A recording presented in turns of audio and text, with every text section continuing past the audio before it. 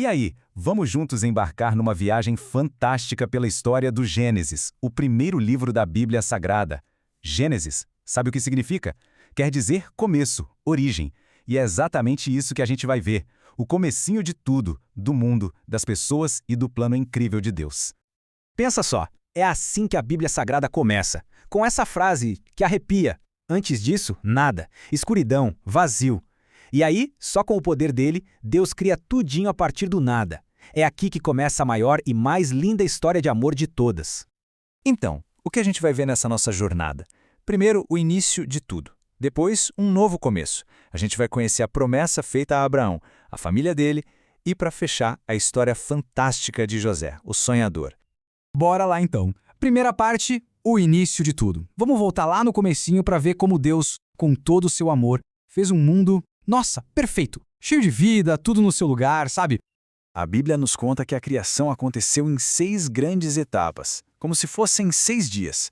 Imagina só, a cada dia uma novidade incrível aparecendo. Primeiro, fez-se o dia e a noite. Depois, o céu e o mar.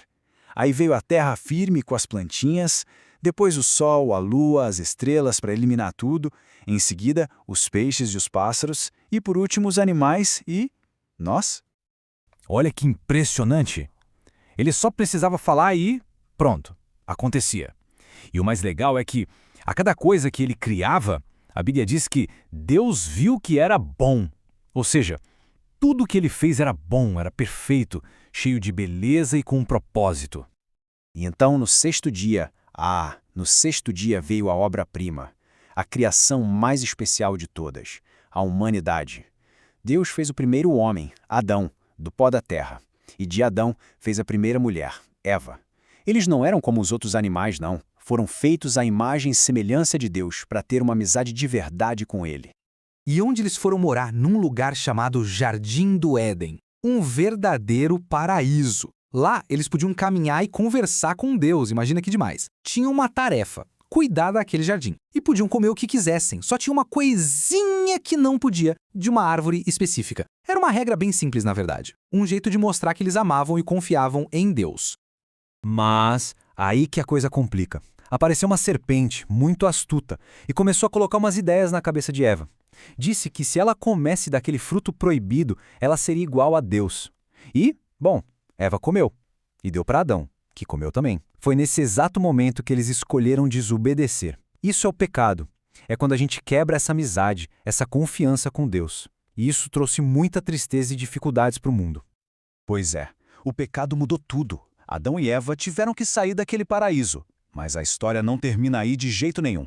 Vamos ver agora como Deus, mesmo com tudo dando errado, preparou um novo começo para todo mundo. Adão e Eva tiveram filhos, Caim e Abel. Um dia eles resolveram oferecer um presente a Deus. Deus gostou mais do presente de Abel, porque ele ofereceu o melhor que tinha. Caim não gostou nada disso.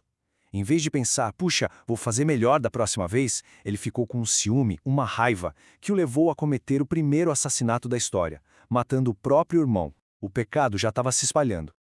O tempo foi passando e a maldade no mundo nossa só aumentava. A Bíblia chega a dizer que o coração de Deus ficou triste, doído, de ver o quanto as pessoas tinham se afastado dele. Mas no meio daquela bagunça toda, tinha um homem bom. Um homem que ainda era amigo de Deus. O nome dele era Noé. Deus então decidiu que ia limpar a terra de toda aquela maldade com uma chuva enorme, um dilúvio. Mas claro, ele queria salvar Noé e a família dele. E aí deu uma missão para Noé, uma missão daquelas: construir um barco gigante, a Arca, e colocar lá dentro toda a família e um casal de cada animal que existe. Imagina a fé que Noé precisou ter para fazer isso. E a chuva veio, choveu sem parar por 40 dias e 40 noites. A água cobriu tudo, tudinho. Mas lá dentro da arca, bem seguros, estavam Noé, sua família e todos os animais protegidos por Deus. Quando finalmente a água baixou, eles saíram da arca para um mundo novinho em folha. E aí Deus fez uma promessa, uma aliança. Ele prometeu que nunca mais ia destruir o mundo com água daquele jeito. E para todo mundo sempre se lembrar disso, ele criou um sinal lindo no céu, o arco-íris. Toda vez que a gente vê um, é para lembrar do amor e da promessa de Deus. Passou um tempo e o pessoal de novo começou a ficar muito orgulhoso. Tiveram a ideia de construir uma torre que chegasse até o céu, a famosa Torre de Babel. A ideia deles era ficar famosos, sem precisar de Deus. Vendo aquele orgulho todo, Deus simplesmente confundiu a língua que eles falavam. De uma hora para outra, ninguém entendia mais ninguém. A construção parou e eles se espalharam pelo mundo. Agora a história dá uma virada. No meio de toda essa gente espalhada, Deus olha e escolhe um homem chamado Abrão. E com ele, Deus vai começar um plano maravilhoso para abençoar a humanidade. Deus chega para Abrão e faz um convite. E que convite? Abrão, larga tudo e vai para uma terra que eu vou te mostrar. Em troca, Deus prometeu que Abrão teria tantos descendentes que formariam uma grande nação e que, através dele, o mundo inteiro seria abençoado. Pensa na fé que foi precisa para topar uma coisa dessas. Tenta imaginar essa cena. De noite, Deus chama Abrão para fora e fala: olha para o céu, tenta contar as estrelas. Impossível, né? E Deus diz: é assim que vai ser a sua descendência. O problema é que Abrão e sua esposa, Sarai, já eram bem velhinhos e não tinham nenhum filho. Mas mesmo assim, a Bíblia conta uma coisa linda: Abrão acreditou em Deus. E para afirmar essa promessa, Deus até mudou o nome deles. Abrão virou Abraão, que quer dizer pai de uma multidão. E Sarai virou Sara, que significa princesa. Era um sinal de que a promessa era para valer e que ia se cumprir através do filho que eles teriam, Isaque. Anos mais tarde, veio o teste mais difícil da vida de Abraão. Deus pediu uma coisa que, nossa, é até difícil de falar. Pediu que ele pegasse seu filho amado, Isaque, o filho da promessa, e o oferecesse em sacrifício. Imagina a dor no coração de Abraão, mas ele obedeceu. A fé dele era tão grande que ele acreditava que de alguma forma Deus daria um jeito de cumprir a promessa. Mas, bem na hora H, no último segundo, um anjo do Senhor apareceu e disse para ele parar.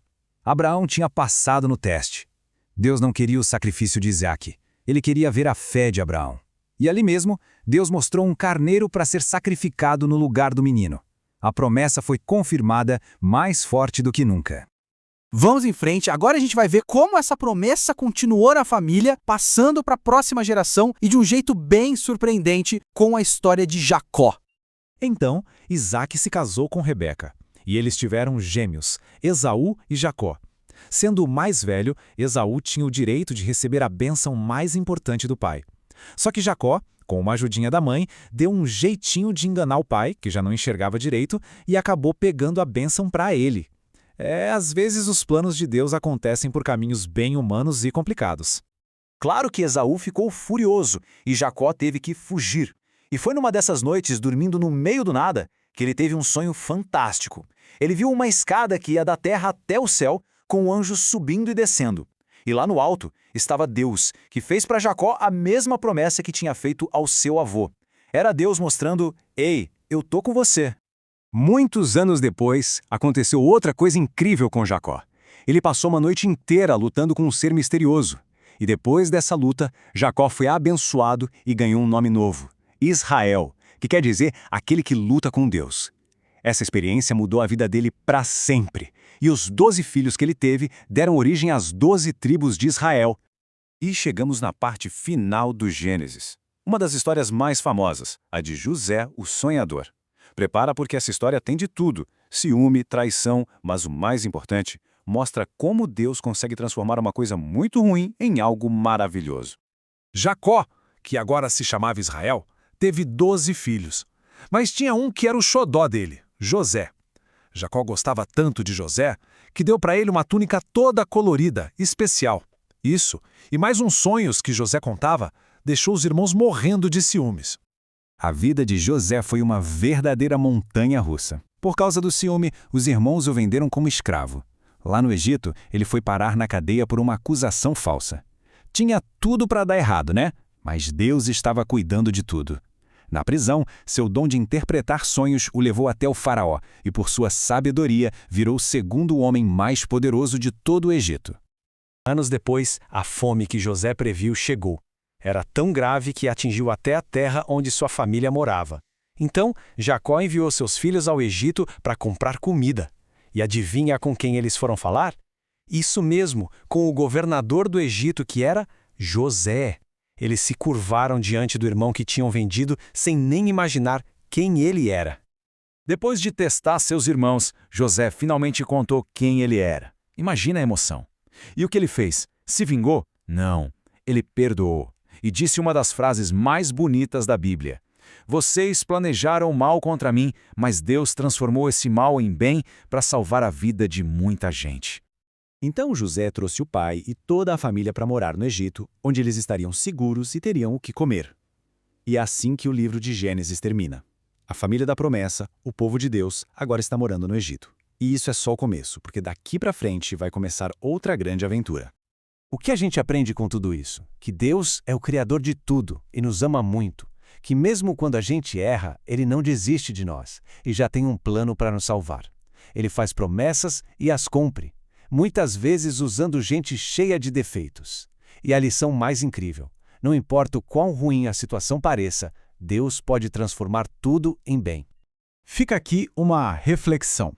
A história do Gênesis mostra Deus começando o seu plano para salvar a humanidade.